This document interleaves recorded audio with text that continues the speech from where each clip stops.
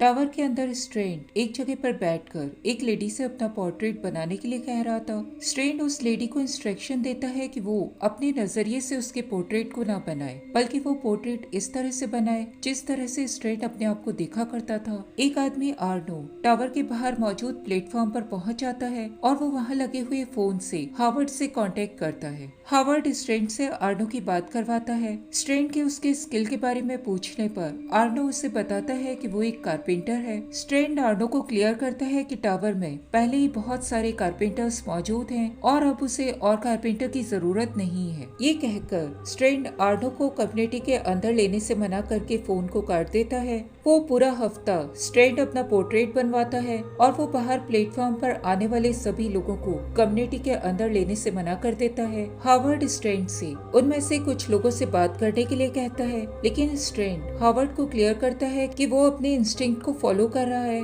ऐसे ही एक दिन हावर्ड के पास एक कॉल आता है और वो स्ट्रेंड को उस कॉल के बारे में बताता है। हावर्ड की बात सुनकर स्ट्रेंड तुरंत ही रूफ के ऊपर आ जाता है। उसे प्लेटफॉर्म के ऊपर खड़े हुए मॉर्गन और ग्रेस दिखाई देते हैं। उन लोगों के पास मो भी थी। स्ट्रेंड के पूछने पर मॉर्गन उसे बताता है कि मो की तबीयत बहुत ज्यादा खराब है। मॉर्गन मो को ठीक करने के लिए स्ट्रेंड से कुछ मेडिकल हेल्प मांगता है। स्ट्रेंड मॉर्गन की हेल्प करने से मना कर देता है। उसी वक्त वो पेंटर अपनी पेंटिंग को कंप्लीट करके स्ट्रेंड को दिखाती है। स्ट्रेंड उस पेंटिंग को देखता है और उसके दिमाग में जॉम्बीज का साउंड गूंजने लग जाता है। स्ट्रेंड तुरंत ही उस पोर्ट्रेट को छत से नीचे फेंक देता है। स्ट्रेंड हावर्ड को मॉर्गन को खोजकर टावर के अंदर लाने के ऑर्डर देता है। मॉर्गन के आने के बाद स्ट्रेंड मॉर्गन से बात करता है और उससे उसके आने का कारण पूछता है। मॉर्गन उसे बताता है कि मो बहुत ज्यादा बीमार हो चुकी थी और उसे तुरंत ही इलाज की जरूरत थी। जून तब तक वहाँ पर पहुँच चुकी थी और वो मो को एग्जामिन कर रही थी। मॉर्गन जून को देखता है और उसे स्ट्रेंड की तरफ जाने के लिए कुछ बातें भी कह देता है। जून मॉर्गन को क्लियर करती है कि स्ट्रेंड के पास आना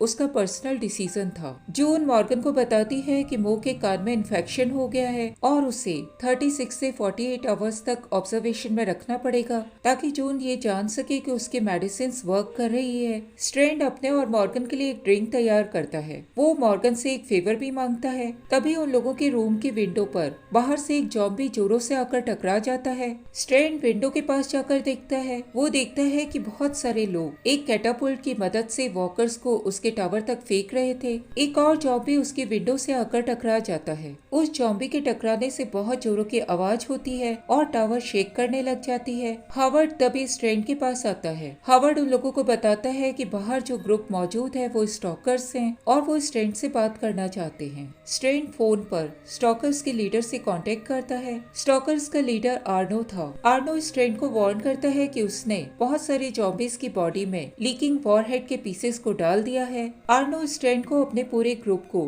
टावर के अंदर रहने की परमिशन देने के लिए कहता है। आर्नो और स्ट्रेंड को धमकी देने लग जाता है कि अगर उसने उसके ग्रुप को टावर के अंदर रहने की परमिशन नहीं दी तो वो कंटेमिनेटेड जॉम्बीज को एक एक करके टावर के ऊपर फेंकना जारी रखेगा। आर्नो स्ट्रेंड को डिसाइड करने के लिए 1 घंटे का समय दे देता है। स्ट्रेंड जैसे ही फोन को रखता है उसे बहुत जोरों का पेन होने लग जाता है। स्ट्रेंड को सांस लेने में तकलीफ भी होती है और वो बेहोश हो जाता है। थोड़ी देर बाद स्ट्रेंड की बेहोशी टूटती है। वो सभी लोगों को बताता है कि उसे ऐसा लगता है कि उसे पॉइजन दिया गया है। हावर्ड सर जॉन से रेडियो पर कांटेक्ट करते हैं और उन्हें बाहर की पोजीशन के बारे में अपडेट दे देता है। सर जॉन टावर की छत के ऊपर से स्टॉकर्स को अपने निशाने पर ले लेते हैं। सर जॉन हावर्ड को वार्न करते हैं कि अगर उन्होंने पहली गोली चलाई तो दोनों तरफ से एक बड़ी लड़ाई शुरू हो सकती है। मॉर्गन स्ट्रेंड को सजेस्ट करता है कि वो रेडियो पर ग्रेस से कांटेक्ट करके उसे मदद के लिए बाहर बुला सकता है। स्ट्रेंड मॉर्गन को बताता है कि सारी वॉकीज आर्मरी के अंदर है और टावर के अंदर उस वक्त एक भी वॉकी मौजूद नहीं है।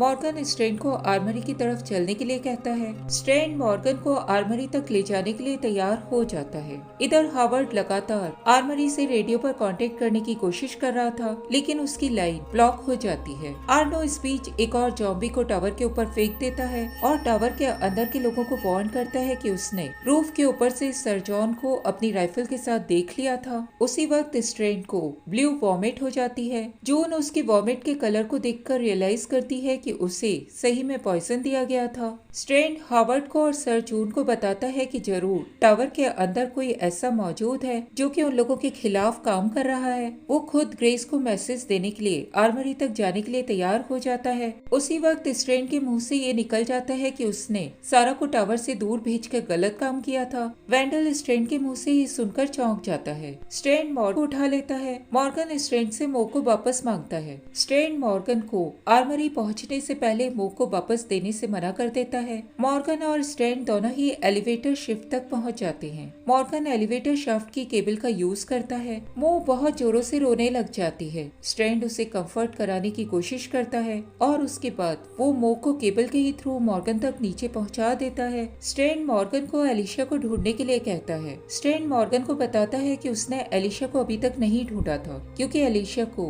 स्ट्रेंड का उसे ढूंढा जाना पसंद नहीं आता। स्ट्रेंड उस वक्त एक बार फिर से बेहोश हो जाता है। स्ट्रेंड की बेहोशी टूटती है। वो पॉइजनिंग के इफेक्ट से बाहर आ चुका था। उसे जून और मॉर्गन अपने साइड में खड़े हुए दिखाई देते हैं। मॉर्गन स्ट्रेंड को बताता है कि सारा और ग्रेस ने स्टॉकर्स को बाहर से भगाने में उन लोगों की हेल्प की थी। स्ट्रेंड उस वक्त मॉर्गन को कहता है कि अब उन दोनों को मिलकर एलिशा को खोजना होगा। स्ट्रेंड उठने की कोशिश करता है और मॉर्गन उसकी मदद करने के लिए आगे की ओर बढ़ जाता है। स्ट्रेंड को मॉर्गन के थंब पे लगा हुआ एक ब्लू निशान दिखाई देता है। वो समझ जाता है कि मॉर्गन ने ही उसे पॉइजन दिया था और उसने उसके ड्रिंक में मिथाइलिन ब्लू मिला दिया था। वो मॉर्गन के ऊपर अटैक कर देता है। मॉर्गन स्ट्रेंड को एलिवेटर शाफ्ट की एज पर ले जाता है। तभी हावर्ड वहाँ पर पहुँच जाता है और वो मॉर्गन को अपने गन पॉइंट पे ले लेता है। रेंजर्स मॉर्गन को पकड़ लेते हैं और उसे रूफ के ऊपर ले जाकर किनारे खड़ा कर देते हैं। ग्रेस बाहर मौजूद प्लेटफॉर्म से स्ट्रेंड से बात करती है। ग्रेस स्ट्रेंड को वार्न करती है कि बहुत सारे रेडियो एक्टिव जॉम्बीज ने उसके कंपाउंड में मौजूद जॉम्बीज को ज्वाइन कर लिया है। ग्रेस स्ट्रेंड को वार्न करती है कि उन जॉम्बीज से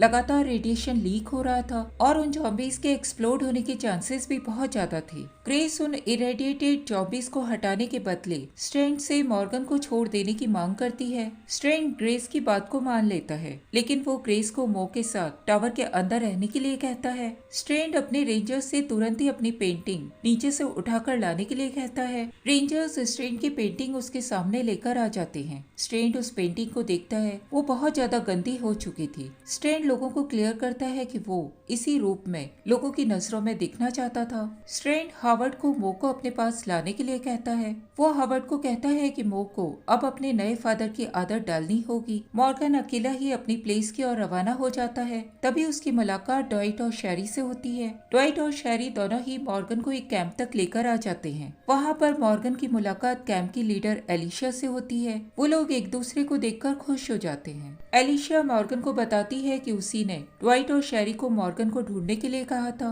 तभी उन लोगों को अलार्म की आवाज सुनाई देती है। जॉम्बीज उनके कैंप की ओर बढ़ रहे थे। मॉर्गन एक जॉम्बी की बैली में लटकते हुए एक बड़े से ट्यूमर को देखता है। मॉर्गन उसको देखकर समझ जाता है कि वो जॉम्बी इरेडिएटेड था। इधर कैंप के सभी लोग उन जॉम्बीज को देखकर गन फायर शुरू कर चुके थे। मॉर्गन उन लोगों को अपने गन फायर को रोकने के लिए कहता है, लेकिन तब तक बहुत सारे इरेडिएटेड जॉम्बीज मर चुके थे। इरेडिएटेड जॉम्बीज के एक्सप्लोड होने से वहाँ के एनवायरमेंट के अंदर रेडिएशन फैल गया था। मॉर्गन सभी लोगों को उस जगह को छोड़कर भागने के लिए कहता है।